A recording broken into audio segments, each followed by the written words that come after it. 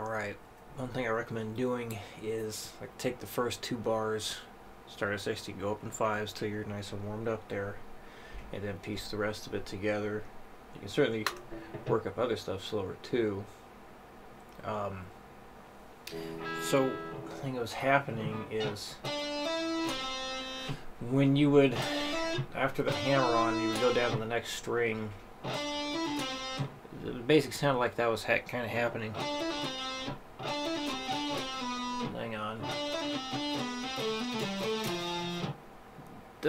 Wasn't exactly that. Maybe not as pronounced, but that's where I would hear like an extra note sometimes. Only sometimes.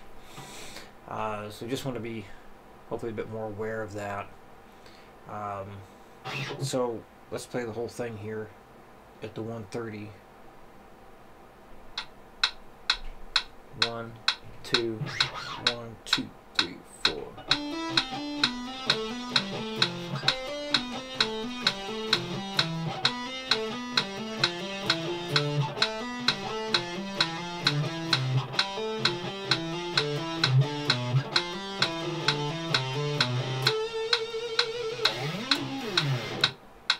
Okay, let's talk about the chords that you put. Let's see. Alright, so your G major 9.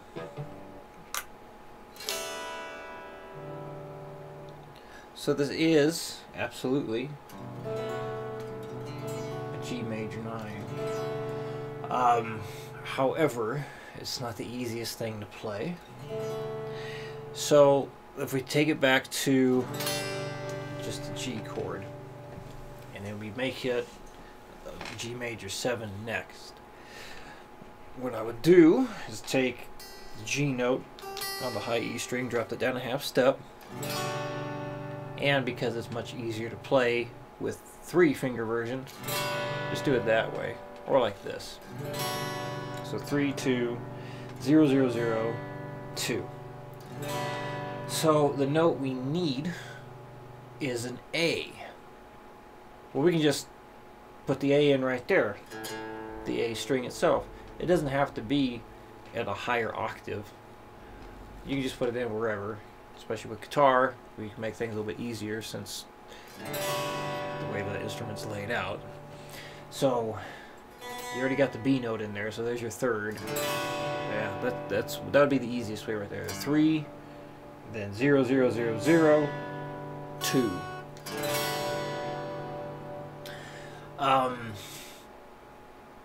For the A minor 9, no, that's good there. B minor 7 flat 9, yes, that's also good. C major 9, definitely an easy one. The D9, yes indeed. E minor 9, yep, nice and simple. Okay, well, I guess there's a couple things here for this last chord. F sharp is the root note, not F. And for what you did there, I mean, yes, that would be an F sharp minor 7 flat 5 flat 9, because that's your root. There's your flat third. Root note duplicated at a higher octave. Flat 9. That's your flat 5. That's the flat 7. So everything's accounted for. But that is not an easy shape to get into. So let's go back here. Or we can go even further. So there's your F sharp diminished.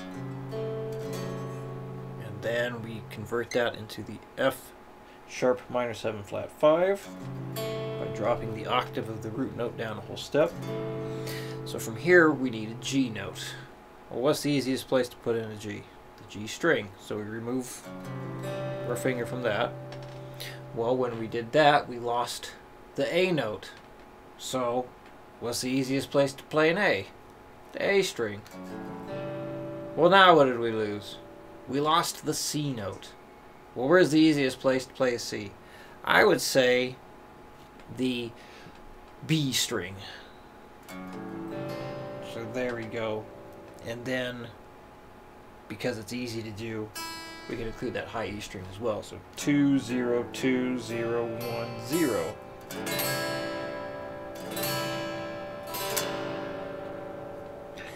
Okay, moving on. So yes, that's is and F major 9. However, again, there is a little easier way, and it's really just, if we go back to like how I would put this together. You got your F major chord, then we take the octave of the root note, drop it down a half step to make it the major 7. Gives us that. And then from there, what we need is a G.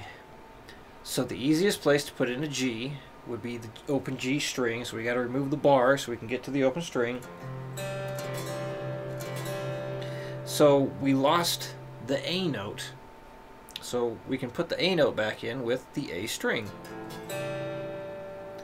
And then that caused us to lose the C note. So just like the previous chord, we can put the C note on the B string.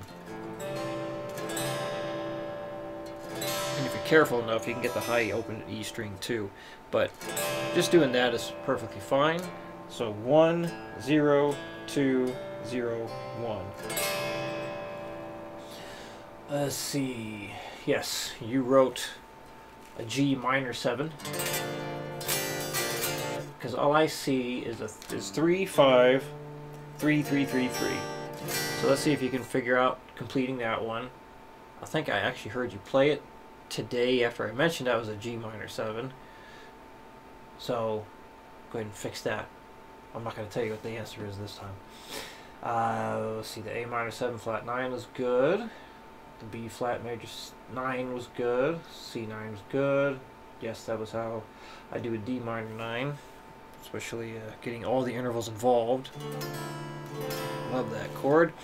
Another way you could do it is, it's a movable shape, but the 5th interval is missing, but you don't need the 5th interval to make a chord sound like a minor 9, because the 5 does not define the overall sound. So if you go 5, 3, 5, 5, that gives you your root note, flat 3rd, flat 7, and 9. 5, 3, 5, 5. The E minor 7 flat 5 flat 9. Yeah, I think that hurt my finger the last time I played it, so I'm not going to do that one again. So let's rebuild it. Okay, so starting with the E diminished, we take the octave of the root note, drop it down a whole step, so we have the flat 7. That. Okay, now what we need is the F note. So, I mean, technically you could put it up here, but then you got the B string to contend with. So, perhaps we don't do that. So if we do that there, then that means we just lost the E note. So, if we put that back on here, well then that means we lost the D note. So we could basically have what you did have, and just right there, play the D note there. So we still need the E. No, we don't need the E. We have the E. What am I talking about? The root note is there.